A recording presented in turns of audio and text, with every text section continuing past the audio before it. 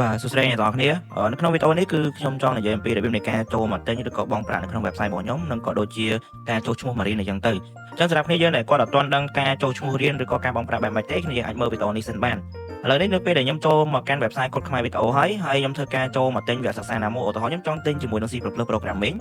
ខ្ញុំជិះចូលមកទិញនៅកន្លែងហ្នឹងហើយប៉ុន្តែវាឲ្យខ្ញុំដាក់ជាមួយនឹង account បើសិនជាគ្នាយើងអត់ទាន់មានជាមួយនឹងគណនីទេគ្នាយើងចូលកន្លែង sign up នេះមកនេះ sign up មកអញ្ចឹងគ្នាធ្វើការបង្កើតឈ្មោះ account អ្នកទាំងអស់គ្នាមកឥឡូវឈ្មោះគេខ្ញុំដាក់ឈ្មោះរបស់ខ្ញុំគឺនេះអញ្ចឹងទៅឧទាហរណ៍ណាខ្ញុំធីមួយហាក់ហើយ Gmail password របស់យើងដាក់ទៅខ្ញុំដាក់ថាហាក់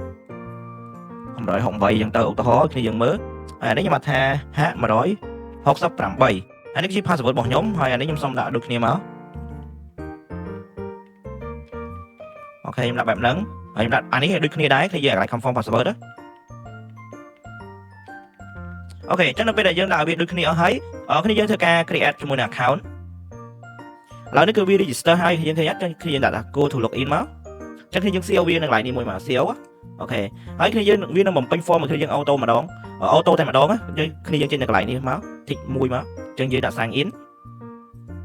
អូខេអញ្ចឹងវា login សាច់ៗហើយគឺយើងឃើញអត់អញ្ចឹងដល់ពេលដែលយើងចូលមកដល់កន្លែងនេះគឺជា dashboard របស់យើងឬក៏ជាផ្ទាំងរបស់យើងណាវាខាំឈ្មោះរបស់យើងមកហើយនៅកន្លែងនេះគឺជាថ្នាក់ដែលយើងមានចំនួន2ហើយគឺយើងអត់ទាន់បានចុះឈ្មោះទេនៅសូហ្នឹងណាហើយ payment ក៏សូណាអត់ទាន់មានទេអញ្ចឹងគឺយើងអាចចូលនៅកន្លែង course នេះបានហើយគឺយើងមើលវគ្គសិក្សាមួយណាដែលគឺយើងចង់រៀនជាវីដេអូដូចជាមាន front end ហើយឬក៏ C++ Programming ឥឡូវខ្ញុំចង់រៀនជាមួយនឹង C++ អូខេខ្ញុំចូល C++ បែបហ្នឹងហើយគឺយើងអាចមើលវីដេអូមុនបាននេះយើងមើល bring ទុកមុនណាឃើញអត់អញ្ចឹងឥឡូវខ្ញុំគិតថាវីដេអូនេះគឺអូខេខ្ញុំចង់រៀនវីដេអូ C++ ហ្នឹងខ្ញុំចុចកន្លែង arrow នេះមកអូខេអញ្ចឹងវានឹងធ្វើការចេញជាមួយនឹង QR code មកឲ្យយើងឃើញអត់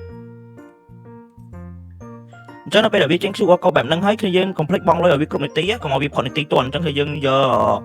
ធនាគារអ្នកនរគ្នាមកដូចជា ABA ឬក៏ Wing អញ្ចឹងទៅដើម្បីបង់ប្រាក់ឥឡូវខ្ញុំសូមធ្វើការបង់ប្រាក់ហ្នឹងសិនអូខេខ្ញុំកំពុងតែបង់វាអញ្ចឹងគឺយើងរងចាំឲ្យវាជាអាហ្នឹងនៅពេលដែលយើងបង់ឥឡូវទៅ success នៅពេលដែលយើងបង់គឺវានឹងធ្វើការប្រាប់យើងថាយើងបាន unlock វគ្គហ្នឹងហើយយើងអូខេអញ្ចឹងគឺយើងរងចាំវាបន្តិចសិនទៅអូខេអញ្ចឹងដោយសារតែនេះគឺវាបង់ហើយគឺយើងឃើញអត់អញ្ចឹងនៅពេលដែលវាបង់ហើយគឺវានឹងឃើញ alert បែបនេះហើយគឺថាយើងបង់ជោគជ័យហើយអញ្ចឹងគឺយើងថាចុចពាក្យថា start learning